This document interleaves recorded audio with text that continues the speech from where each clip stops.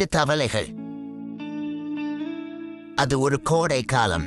அதனால காட்டுல இருக்கிற தண்ணி குட்டைகள் எல்லாம் வறண்டு போயிடுச்சு. அதனால அங்க இருக்கிற தவளைகள் எல்லாம் நல்ல தண்ணி இருக்கிற குளத்தை தேடி ரொம்ப தூரம் நடந்து போச்சுங்க. அப்படி போகிறப்ப 2 தவளைகள் மட்டும் ஒரு பெரிய குழிக்குள்ள விழுந்துடுச்சுங்க. அந்த குழி ரொம்ப இருட்டாவும் ரொம்ப ஆழமாவும் இருந்துச்சு. அதனால 2 தவளைகளும் ரொம்ப பயந்து போச்சுங்க.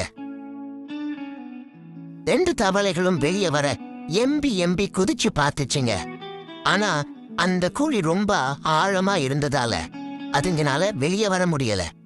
வெளியே இருந்த தவளைகளோட நண்பர்கள் கூட அதுங்களுக்கு எந்த ஒரு உதவியும் செய்ய முடியல.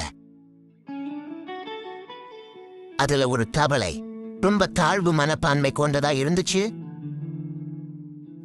அதனால தன்னோட வாழ்வு இதோட முடிஞ்சிச்சுன்னு நினைச்சது. அந்த தவளை சொல்லுச்சு, என்னால முடியாது, இந்த குழிதான் எனக்கு மரண குழின்னு புலம்பி அங்கேயே செத்து போச்சு. ஆனா இன்னொரு தவளை ரொம்ப தன்னம்பிக்கை கொண்டதா இருந்துச்சு. அதனால தொடர்ந்து வெளியில வர குதிச்சு முயற்சி செஞ்சுக்கிட்டே இருந்துச்சு.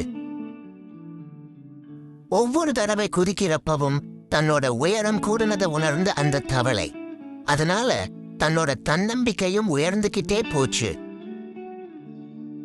ஒரு தடவை ரொம்ப முயற்சி பண்ணி அது குதிக்கிறப்ப அது அந்த குழியை விட்டே வெளியே வந்து விழுந்துச்சு. தன்னம்பிக்கை உடையவங்களுக்கு ஊக்கமும் பலமும் வந்து சேரும்னு இந்த கதை மூலமா நாம புரிஞ்சுக்கிடலாம். எந்த ஒரு சூழ்நிலையிலையும் தாழ்வு மனப்பான்மைய மட்டும் நாம வளர விடவே கூடாது. அதுக்கு சிறந்த மருந்து எப்பவுமே நம்ம தன்னம்பிக்கை தான்.